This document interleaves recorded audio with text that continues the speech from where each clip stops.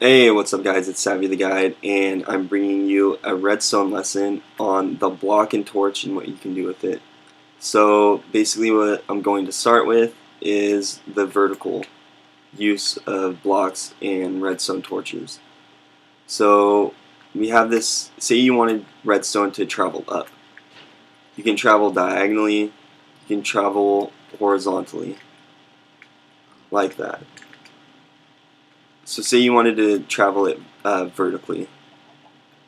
Go like that, and there you go. It's traveled vertically through inverting a signal after a signal after a signal. So basically, in layman's terms, which is a little bit easier to understand, is that because this one's off, this one's turned off by the this being powered on, because I powered this lever on. It turns that one off, which allows that one to turn on, which allows that one to be turned off, which allows that one to be turned on. And so, say you had a piece of redstone connected up there, and there you go, you powered that. It might not seem that useful, but at its utmost simplicity, it is very useful. You can do a lot of things with it. You just have to know how the redstone works and how this works, and you can therefore use it in your redstone creations. So we'll just hop on to the vertical way of using the inverter block or inverting the signal. So say you want a piston turned on. Say it's like a sticky piston door. You have to have it turned on because the door is closed. And then, but you want it to shut. So basically, you have the inverter block right here to help you out with that. And so I step on that, and it closes it. So because I have this powered on, this turns off and allows that to go in. Very simple. So anyways, we'll move on from that. Just remember that, and remember it when you're trying to create with redstone, and it'll be highly useful.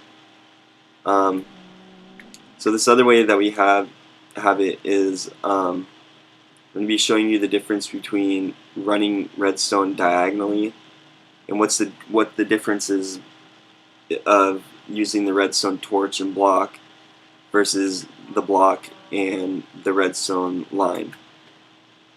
So we'll turn that on, and this one's already turned on, or the redstone torch and block ones are already turned on. So we got two of these pistons powered, just like that, and we have these ones powered also. You can kind of see how this behaves a little bit. This torch is affecting this block down here and that block.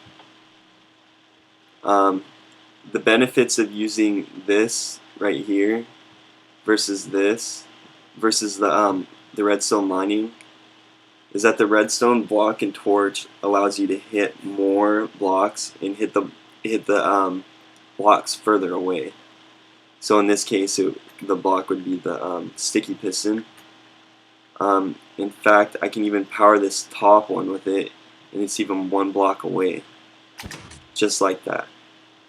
Because I'm allowing the power to go here, and I'm allowing the power to go up there through it hitting that block, and it powers that block or that sticky piston, and then for some reason it powers it down below diagonally, which is really useful. It's a good thing to know to be able to create with redstone.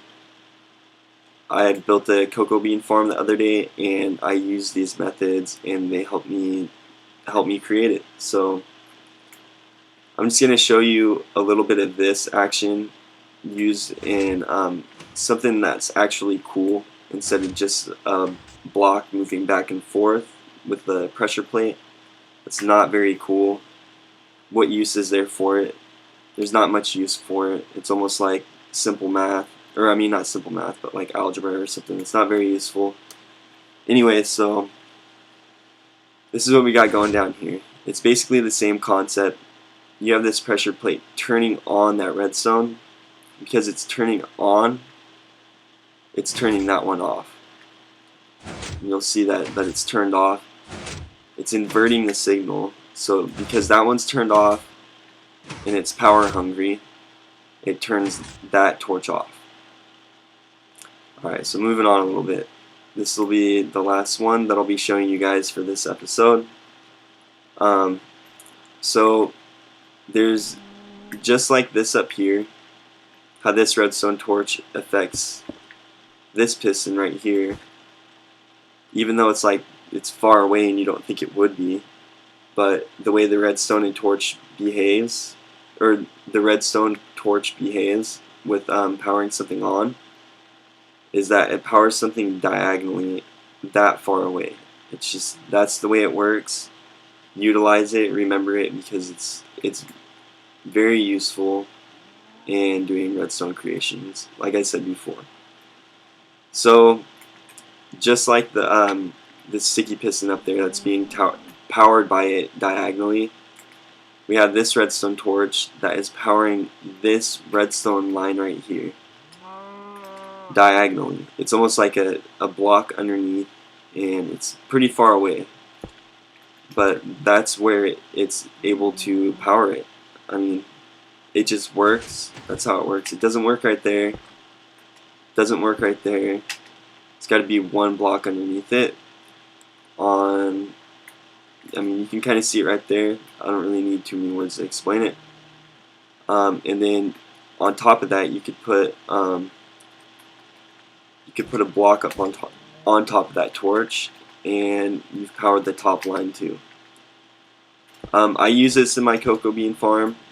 I just learned this the other day, and invert the signal, because I'm turning that on, it's turning that torch off and allowing me to manipulate the redstone torch to power more than one thing. So anyways, guys, and then there's the simple vertical one, which also is very useful. You don't need all these tricks and gadgets a lot, but what it actually does is it helps you gain an objective. In this case, it helps you gain an objective by, you want the piston to be on, and then when you press the power on, you want it to turn off. Another way that the redstone block and the torch works is carrying the redstone up and carrying it places and keeping it nice and compact. So I'll just say that again. One is, you have an objective with the redstone, or the redstone torch in the block. Another is that you want it to carry somewhere. In this case, you want it to carry up. And another way is that you want to keep it nice and compact so that you can do a lot more things with it and minimize the amount of redstone line that you would be using. Because if you use this non-stop, it's not going to be very compact, and there's going to be redstone all over the place. So I hope that helped, guys, and I hope to see you guys in the next episode. I don't know exactly what I'm going to be doing next, but I will be able to figure it out since this is now eliminated. You guys understand this? We can move on from here. Alright, thanks for watching, guys.